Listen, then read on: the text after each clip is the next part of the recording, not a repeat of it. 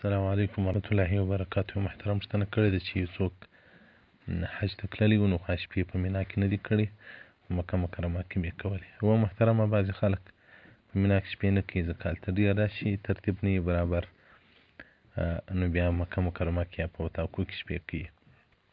محترمه په مینا کې دغه شپې کول دا سنت طریقه دي. خو که یو څوک عذر لري، هلته مریض وي، سپین ږیری وي، هلته په خیمو کې په عذابېږي، بیا بلکل رخصت ده، ځکه رسول الله وسلم عباس رض ته اجازه ورکړه چې ته په مکه مکرمه کې هغه هلته شپې کوه.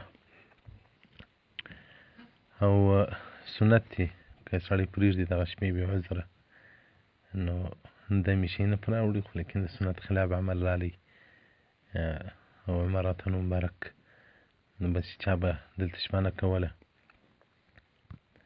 هغه ته به یې ډېر خشم کاوه او منع کوه به چې خامخا دلته شپې وکړي.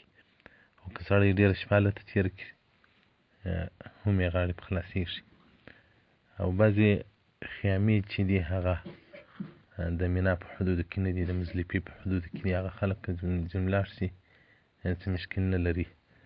او زموږ خپله چې کلي او خیمې چې وې زموږ د مزدلفې په حدودو کې وې، نو بیا به ما د شپه د مسجد خیب سره دلته په دغه شاوخوا کې به د شپې یوازې دلته یو ځای مسله هواره کړه، تر سهاره پورې به هلته وم. نو محترمه دا شپې دلته سنت دي. نو که یو سړی عذر لري بیا څه مشکل نه لري، که عذر نه لري باید هلته د شپې په مینا کې وکړي. خو که خیمې د مزدلفې په حدودو کې وې، تر هغه ټپل شاته بیا وایي دا د مزدلفې حدود دي چې موږ پوښتنه کړې وه، نو خو دا د عربو علماو فتوا ورکړې وه چې دا اوس په مینا کې داخل دي. خو ما برای احتیاط وم د مسجد خیب په شاوخوا کې دلته به مې وخت تېراوه. بحر العمیق صفحه 886 الباب الثاني عشر في الأعمال المشروعة من يوم النحر. والسلام عليكم ورحمة الله وبركاته.